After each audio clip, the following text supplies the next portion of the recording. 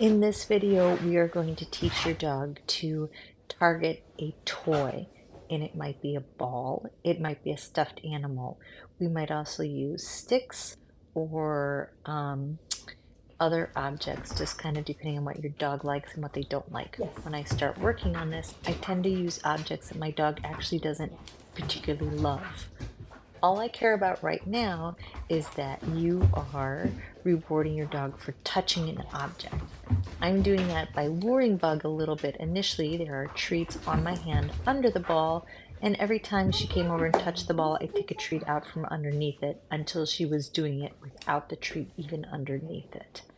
In that scenario, all I cared was that she was just touching the ball, and I was holding the ball steady.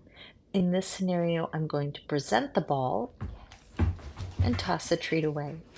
If you present a ball or a toy and you toss the treat away, you have a dog that's more likely to come back and orient towards or touch the object that you are presenting to them. That momentum of running away to get the treat and then coming back to target the object in your hand is more likely to have that happen. So keep in mind, you can either present an object or toss a treat away, or do both to make it more likely that your dog will touch. Yeah, good girl. To touch the object. In this scenario, I'm just showing you a different shape of an object. I'm holding it differently, and you can see Bug just reaches out to bite it because it's a very natural thing for her to do. It's actually just a wooden spoon from my kitchen. It's great to experiment with different objects just to see if your dog is more likely to go from touching an object to actually mouthing it or picking it up. And the only goal you need this session is for your dog to touch the object, but I want you to be prepared that if your dog mouths it, bites on it, or Yes. picks it up, throw a party. That's amazing. That's the next step.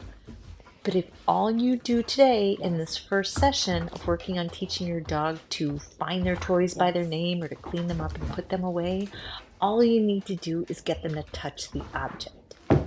Now, the other thing that you're going to notice here is I've stopped presenting the object. At first, I was just holding it stationary, and then the second thing I did was take my hand off the object and just set it on the floor.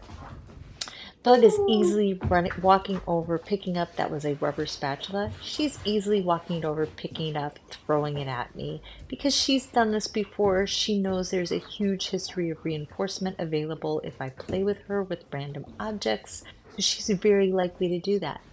These two objects are not things that she is used to touching or mouthing or picking up. So I'm going to go back to the skill that I'm looking at you guys to work on week 1, which is just touch it, get a treat. Touch it, get a treat. That's all. Touch it. Yes. So you could say yes and hand your dog the treat, or in this scenario, I say get it the moment she touches it so that she knows I'm going to toss the treat and she can run and get it.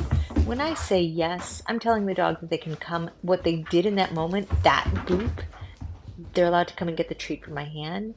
And when I say get it, I'm telling them that I'm going to throw the treat for them to chase, which honestly, Bug really likes to do. So here with the tissue box, you're going to see me taking my hand off the object, and instantly all I got was a little boop. She's never picked this up before. I've never asked her to play with a box of tissues before. So her just touching it, especially without my hand on it, I'm just like, that's great. Here's some treats. So keep in mind, goal 1, present an object in your hand. If your dog touches it, hand them a treat. Toss a treat away. Be prepared to throw a party if they mouth it or pick it up while the toy is in your hand. And then our goal is over the next couple of weeks to be able to put the objects on the ground and your dog is picking them up and then picking them up and bringing them back to us. The only thing you have to worry about week 1 is them touching it with that hope that they get mouthy with it or pick it up. Woohoo! And you don't even need to go through this many objects. It can be just one object. I'm just trying to show you some variation on what it looks like when things go right and when it goes sideways. We're going to end the session without her ever really picking up the tissue box, and that's just fine. I am 100% sure she'll pick it up the next time we do this. Just a weird object. Yes, good girl. Remember, you can end on a bad note, meaning your dog isn't quite doing what you want because you weren't being the best teacher or they were confused, or on a good note.